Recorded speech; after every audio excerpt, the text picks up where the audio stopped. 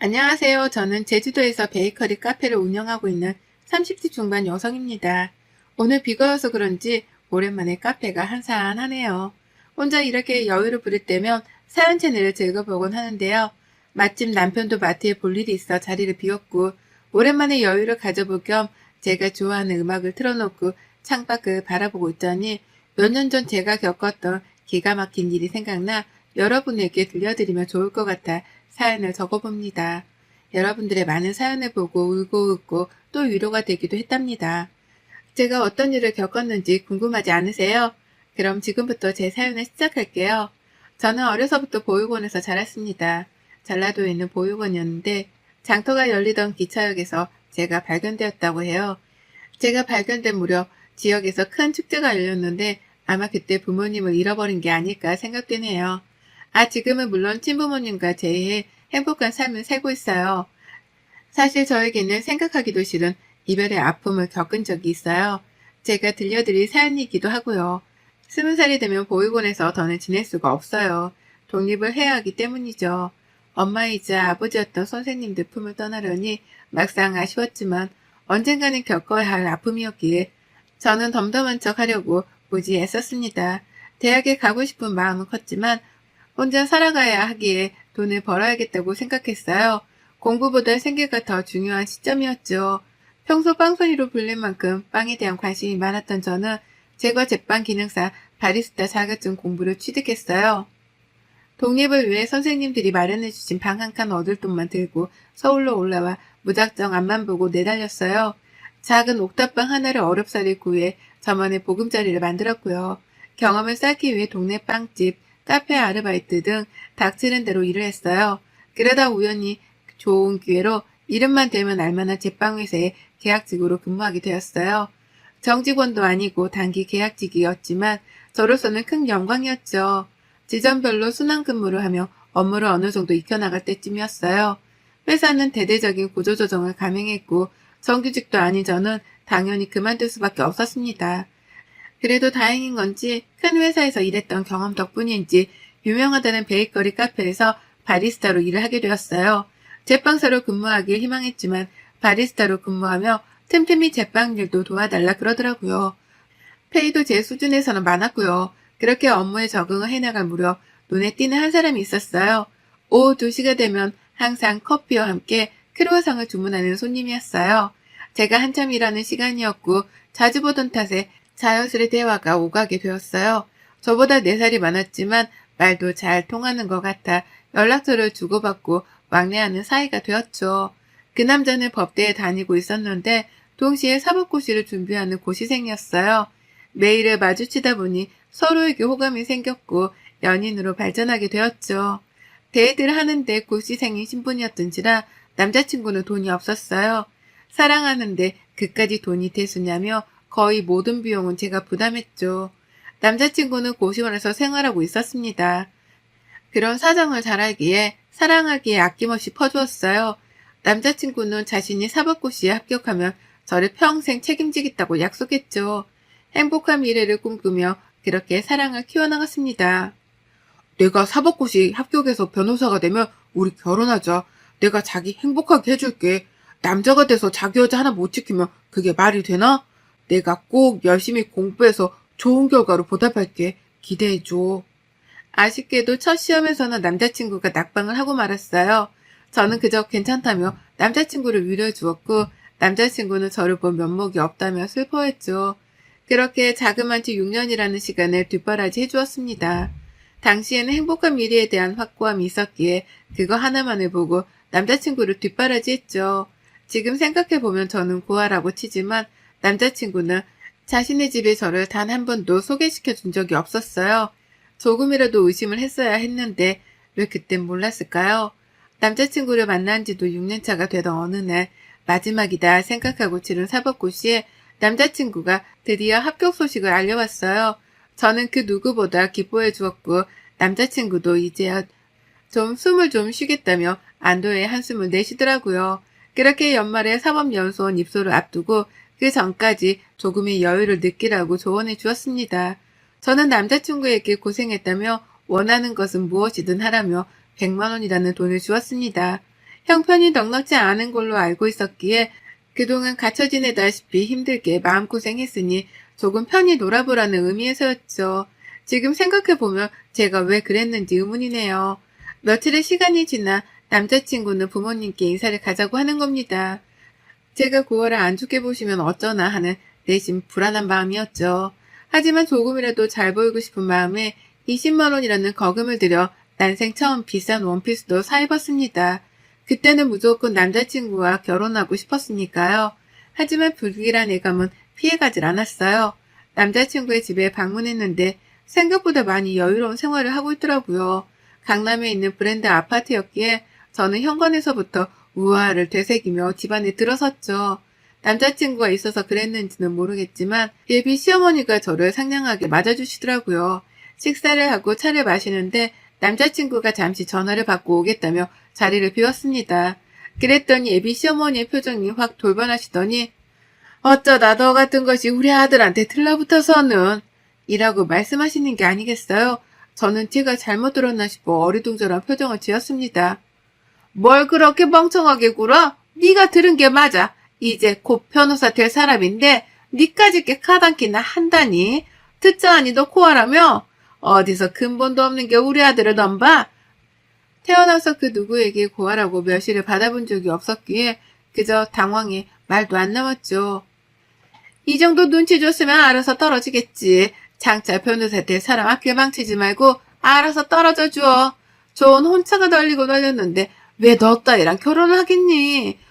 좀 더 현실적으로 생각해봐라. 네가 우리 아들 짝으로 가당키나 한지. 라고 막말을 하는데 어찌할 줄 몰라 그저 우물쭈물할 뿐이었어요. 그렇게 남자친구 집에서 돌아온 뒤 왠지 모를 찝찝함에 잠을 이루지 못하는 날도 많아졌어요. 시간이 흘러 남자친구는 연수원에 입소를 하게 되었고 그때부터 연락이 잘 되지 않았어요. 처음에는 그저 하는 일이 바빠서 그러려니 했죠. 한 달, 두 달, 그렇게 몇 개월을 잊을만 하면 한두 번 연락이 될까 말까 할 정도로 서로에게 소원해짐을 느꼈습니다. 그러던 어느 날 제가 일하던 카페로 저를 찾아온 손님이 있었어요. 상당히 예쁘고 도시적인 느낌의 여자였죠. 김진태 씨 여자친구죠? 나 이진아라고 해요. 진태 씨랑 연수원 동기고요. 아무래도 얼굴 보고 이야기하는 게 나을 것 같아서요. 나 진태 씨랑 곧 결혼해요. 그동안은 봐줬지만 이제 진태 씨 만나지 말아요. 내가 베푸는 마지막 배려예요. 머리를 망치로 한 대 얻어맞은 듯한 충격으로 저는 제대로 말도 하지 못했어요. 제가 믿지 못하겠다는 표정으로 바라보자 그 여자가 그러더군요. 우리 어려서부터 약혼했던 사이예요. 진태 씨 아버님이 식품업체 대표이신 거 알죠? 연수원 졸업하고 나면 바로 결혼식이에요. 한 달 뒤죠. 미리 단둘이 해두려고 찾아왔어요. 유부남 만나면 안 되잖아요. 무슨 말인지 더 잘할 거라 생각해요. 더 이상 만나지 마세요. 그리고 이 정도면 보상은 섭섭지 않을 거라 생각해요. 가볼게요. 알고 보니 그 여자와는 이미 어렸을 때부터 집안끼리 결혼을 약속한 상태라고 했어요. 뒷바라지 해준 보답이라며 돈봉투에는 1,000만 원이 담겨 있었죠. 그동안의 시간이 주마등처럼 스쳐 지나가더라고요. 20대 청춘을 바쳐 남자친구 뒷바라지를 해주었던 내 소중한 시간들. 이러려고 개고생해서 일하고 돈을 벌었던 건 아닐 텐데 말이죠. 화도 났지만 남자친구에게 직접 말을 듣고 싶어 남자친구의 집으로 찾아갔어요. 도통 연락이 되지 않았던 터라 실례를 무릅쓰고 찾아간 거였죠. 남자친구의 엄마는 저를 보더니 여기가 어딘 줄 알고 오냐며 대뜸 물을 끼얹더라고요. 그 소리에 방에서 나온 남자친구는 너무도 당당하게 이야기하더라고요. 지나 만났다며? 그럼 어느 정도는 알아서 나가 떨어져야지. 구질구질하게 집까지 찾아오고 말이야. 네가 비련의 여주인공이야? 돈이 모자르니? 대충 계산해서 넉넉하게 넣었는데. 정말 끝까지 사람을 비참하게 만들더라고요. 더 이상 있으면 안 될 자리 같아 눈물을 머금고 집으로 돌아왔습니다. 차라리 뺨이라도 한 대 치고 돌아올 걸 후회하면서 눈물로 밤을 지새웠답니다. 카페에 출근도 하지 않은 채 며칠을 술을 마시며 보냈어요. 마음이 너무 힘든 나머지 보육원 선생님들과 같이 지냈던 동생들이 생각나더라고요. 그동안 바빠서 연락도 제대로 못 드렸고 마음도 추스릴 겸 겸사겸사 시골로 내려갔습니다. 몇 년 만에 방문한 보육원은 정말 변한 게 하나도 없었어요. 선생님들도 그대로였고 어리기만 했던 동생들은 키가 훌쩍 자라 있었죠. 따뜻한 밥을 먹으며 가족의 품으로 돌아오니 마음이 조금은 편해지더라고요. 그렇게 일주일 정도의 시간이 흘렀을까요? 어느 정도 마음을 추스렸기에 다시 서울로 올라갈 채비를 하고 있었습니다. 원장 선생님께서 저를 조용히 부르시더라고요. 긴히 할 말이 있다면서요. 무슨 일이세요? 원장 선생님께 묻자 우물쭈물 하시며 한참을 고민하시더라고요. 지훈아, 지금부터 원장 선생님이 하는 말 잘 들어. 사실 네 친아버지로 추정되는 분이 찾아오셨다. 정말 어렵게 찾았다면서 아이를 볼 수 있냐고 사정을 하는데 내가 함부로 할 수 있는 부분이 아닌 것 같아서 네 의견을 먼저 물어보겠다고 했어. 정말 뜬금없었죠. 한 번도 생각해 본 적 없던 친부모였거든요. 그만큼 선생님들의 무한한 애정이 있었기에 가족을 그리워하거나 찾고 싶다는 생각을 딱히 하진 않았습니다. 원장 선생님은 주소가 적힌 쪽지를 주시며 마음 정리가 되거든 찾아가 보라고 하셨어요. 저는 알겠다고 대답하고 서울로 올라왔고 카페 사장님과 친해진 덕에 저의 무단 결근은 휴가 처리가 되어 다시 열심히 일을 한다는 약속을 드리고 정상적인 근무를 하게 되었습니다. 그렇게 일을 하며 한참을 고민한 끝에 쪽지에 적힌 주소를 찾아가 보자 결심했죠. 주소지는 일하던 카페와 그리 멀지 않은 곳이었어요. 부자 동네라고 소문이 난 곳이었고 어렵지 않게 해당 주소지를 찾아갈 수 있었어요. 드라마에서나 볼 법한 커다란 저택이 제 앞에 있었죠. 긴장된 마음으로 초인종을 눌렀습니다. 안녕하세요. 박지영이라고 합니다. 보육원 선생님께서 주소 전달받고 찾아왔어요. 찾아가면 아실 거라면서요. 그렇게 집사로 보이는 분의 안내를 받으며 집 안으로 들어서는데 정말 의리의리하더군요. 정말 드라마에서 볼 법한 회장님 집 그 자체였어요. 거실로 들어서자 소파에는 중년 부부가 앉아있어 인사를 나누고 자리에 앉기도 전에 맞은편에 앉아있던 중년 여성이 눈물을 흘리기 시작했습니다. 연지야, 우리 연지가 왔구나. 하며 제 옆으로 오더니 제 손을 어루만지는 게 아니겠어요? 그러면서 사진 몇 장을 보여주시는데 어렸을 적 제 모습이었어요. 혹시 몰라 저도 항상 지니고 있던 사진이 있었는데 똑같은 옷을 입은 사진이었죠. 제가 발견됐을 당시 찍어두셨던 사진이었는데 정말 이럴 수 있나 싶을 정도로 얼떨떨했습니다. 중년 부부는 눈물을 흘리며 제 손을 어루만지시더니 우리 딸을 드디어 찾았네 하며 눈물을 흘리셨어요. 사실 제 손등에는 어렸을 때 어딘가에 대인 듯한 화상 흉터가 있는데요. 그 상처를 보시고는 친딸이라고 확신을 하셨답니다. 자신들과 폭죽놀이를 하다 생긴 상처라면서요.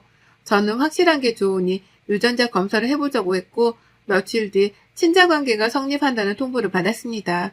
저도 처음에는 얼떨떨하기만 했지만 저에게도 가족이 있다는 사실에 안도했죠. 반가움일까요? 고마움일까요? 저도 눈물이 나더군요. 제 부모님을 부둥켜 안으며 태어나서 처음으로 어린아이처럼 펑펑 울었습니다. 부모님은 지금이라도 그동안 못해준 것들을 다 해주시겠다고 하셨어요. 아버지는 이름만 대면 알만한 기업의 대표셨거든요. 옥탑방을 정리하고 집으로 들어오라 하셨고 저는 바로 다음날 아버지가 보내주신 기사분과 짐 정리를 했습니다. 언제든 딸을 찾을 거라는 생각을 하셨고 그래서 방도 항상 꾸며두고 계셨다고 해요. 그동안 예쁜 옷 못 사입힌 거, 맛있는 거 못 사줬던 게 한이라며 매일같이 저를 데리고 다니시며 이것저것 사주시기 바쁘셨죠. 저는 부담스러웠지만 내심 기쁘기도 했어요. 처음 느껴보는 부모님의 따뜻함이 어찌나 좋던지요. 그러다 우연히 엄마와 백화점에서 쇼핑을 하는데 아플싸 남자친구와 그 엄마를 마주치게 됐습니다. 다행히 저만 발견한 상태였고 그냥 지나가길 바랬죠. 그 여자는 저희 엄마를 보더니 냉큼 달려와서는 아는 척을 하더라고요. 사모님, 여긴 어쩐 일이세요? 쇼핑 나오셨어요? 옆에 있는 이 여자분은 아니 너는? 우리 연지를 아세요? 내가 말했죠? 예전에 잃어버렸다던 우리 딸 얼마 전에 재회했답니다. 그래서 이렇게 좋은 시간을 보내고 있지요. 이 여사님은 그동안 잘 지내셨죠? 아, 네. 저야 잘 지냈죠. 아들 결혼 준비로 바쁘답니다. 어떻게 이런 일이. 남자친구의 엄마는 변해버린 저의 모습을 보고 놀란 눈치였어요. 그렇게 며칠의 시간이 지났을까요? 남자친구에게 연락이 오는 겁니다. 서로 연락할 일이 없겠거니 했는데 벌써부터 속이 훤히 들여다 보이더라고요. 저에게 잘 지냈냐며 안부를 물으며 결혼하기로 했던 여자와 파혼을 했다고 하더라고요. 그래서 저보고 어쩌라는 거냐 따져 물으니 자신이 잘못했다며 다시 잘 해보자는 이야기를 했습니다. 정말 뻔뻔하지 않나요? 저는 기가 찼지만 나름의 복수를 해주기 위해 남자친구, 아니 그 남자를 이용하기로 했어요. 집 근처 카페에서 만나기로 해서 잔뜩 힘을 주고는 그 남자를 만나러 갔죠. 아버지가 저에게 경호원을 하나 붙여주셨는데 나이도 동갑이라 친구처럼 서스럼 없이 지냈습니다. 모종의 계약을 했죠. 제 약혼자인 척 해달라고요. 일부러 백화점에 가서 최고급 정장으로 마치고 아버지가 사주신 스포츠카를 카페 앞에 세워두고 밖에서 기다리게 했습니다. 아버지가 사는 차는 국내에도 몇 대 없는 차라 차에 관심 있는 사람이라면 누구든지 부러워할 만한 차였죠. 아무튼 카페에 들어서니 남자친구는 저에게 미안하다며 파리처럼 손발을 비비며 사과를 하더라고요. 그러면서 결혼을 다시 생각해보자고 서로 사랑했지 않냐며 이야기를 하는데 한 대 때리고 싶은 심정이었습니다. 맞장구를 쳐주는 척하며 저에게 줄 선물이랍시고 400만 원짜리 반지도 챙겨왔더라고요. 저는 고맙게 받겠다며 선물을 챙겨들고는 자리를 옮기자며 자연스레 밖으로 유도했어요. 사실 복수라고 할 것까지는 없었지만 제가 그만큼 잘 살고 있고 니까짓게 날 넘볼 수 없다는 걸 알려주고 싶었어요. 제가 받은 만큼 되돌려주고 싶었던 거죠. 아니나 다를까 남자친구는 차를 보더니 우와 우와거리며 주변을 서성이더니 감탄을 금치 못하더군요. 제가 기다리고 있던 경호원에게 신호를 하자 저를 데리러 연인인 척 연기를 했어요. 그 남자는 당황하며 얼굴이 시뻘개지더니 소리를 치기 시작했죠. 인사해, 내 약혼자야. 이제 알겠니? 너 따위는 나한테 어울리지 않아. 이 반지는 감사히 받을게. 팔아서 맛있는 거나 사 먹어야겠다. 고생해서 비위 맞춰주느라. 뭐? 너 이게 지금 날 갖고 논 거야? 야, 그 반지가 얼마짜린 줄 알고 그러는 거야? 반지라도 돌려줘. 이게 뭐 하는 짓이야, 지금? 이까진 일로 그렇게 화를 내며 쓰나. 그리고 이 반지 줬다 뺏는 게 어딨니? 아, 1,000만 원? 이 더러운 돈 가지고 있기도 싫었어. 그냥 반지랑 너 다 가져라. 구질구질하게. 정말 찌질하다, 너. 어디 가서 너 같은 여자 만나서 꼭 결혼하길 바래. 나 만난답시고 약혼도 깨고 왔는데 어쩌냐? 너 변호사 인생 쫑치게 생겼는데. 그렇게 악다구니를 쓰며 소리치는 그 남자를 뒤로하고 저는 경호원과 함께 집으로 돌아왔어요. 통쾌할 줄 알았지만 꼭 그렇지만은 않더라고요. 그들과 제가 다르지 않는 게 뭐가 있나, 괜히 그랬나 후회도 되더라고요. 끈질기게 연락을 해왔지만 이 사실을 부모님께 알렸어요. 부모님이 왜 이제서야 말했냐며 남자친구네 집안에 투자하기로 했던 투자금도 회수하시고 배워먹지 못한 집안이라며 거래할 가치가 없다고 완전히 인연을 끊었습니다. 내 이것들을 그냥 감히 내 귀한 딸한테 그런 모욕을 주다니. 그건 나를 모욕한 거나 마찬가지야. 김비서, 당장 이변한테 연락 넣어서 모든 조치는 다 취하도록 하게. 그리고 그쪽에 투자하기로 했던 건 생각해보기로 했던 차였는데 그냥 없던 일로 하지. 우리 집안의 무시한 대가가 무엇인지 알려줄 필요가 있겠구만. 겨울이 지나고 봄이 오더군요. 아버지는 이제 일을 다닐 만큼 다녔으니 저만의 사업을 해보는 게 어떻겠냐고 하셨어요. 저는 오랫동안 꿈꾸었던 베이커리 카페 창업을 하기로 결심했죠. 카페에서 10년 정도 일했고 공부도 어느 정도 했으니 이제는 때가 되었다 생각했죠. 솔직히 돈이 없어 카페를 차릴 생각은 엄두도 못 냈었거든요. 저는 저만의 인생을 살아보고 싶어 아버지께 투자금을 받아 제주도에 베이커리 카페를 차렸어요. 개업을 한 달 정도 앞둔 시점 미리 내려가 제주도 생활에 적응하고 싶어 떠날 준비를 했어요. 더 이상 경호원도 필요 없었기에 저를 위해 근무해준 친구에게 마지막 인사를 건넸죠. 그렇게 저는 제주로 내려갔습니다. 1년 정도의 시간이 지나고 어느 정도 자리를 잡았을 무렵 카페로 손님이 찾아왔습니다. 저를 경호해주던 그 친구였어요. 제가 제주도로 떠난 뒤 마음을 접으려 했지만 그러지 못했다며 제게 이야기하더라고요. 어떻게든 잊어보려 노력했지만 그게 잘 안 되더라고. 회장님께 그만둔다 말하고 여행도 다녀보고 미친 듯이 운동도 해봤지만 그래도 생각나더라. 그래서 가만히 있으면 안 될 것 같아 거절당하더라도 내 마음 전하고 싶었어. 이렇게 얼굴 보니 마음이 놓이네. 그동안 잘 지냈지? 당장은 연애할 생각이 없었지만 그 친구가 저를 따라 제주도까지 내려와 마음을 고백하는데 솔직히 조금 흔들렸습니다. 그렇게 조금씩 서로에 대해 알아가기로 했죠. 지금은 그 사람이 제 남편이 되었고요. 제가 창업한 카페는 SNS로 소문이나 항상 사람들로 붐비기 시작했고 유명해졌어요. 남편과 함께 지금까지 잘 꾸려오고 있고요. 지난 과거는 다 잊고 행복하게 지내온 만큼 앞으로는 더욱더 행복할 예정이랍니다. 내년에는 둘에서 셋이 될 예정이기도 해요. 제 긴 사연을 들어주셔서 감사합니다. 여러분도 행복하세요? 여러분의 생각은 댓글로 남겨주세요. 오늘도 시청해주셔서 정말 감사합니다.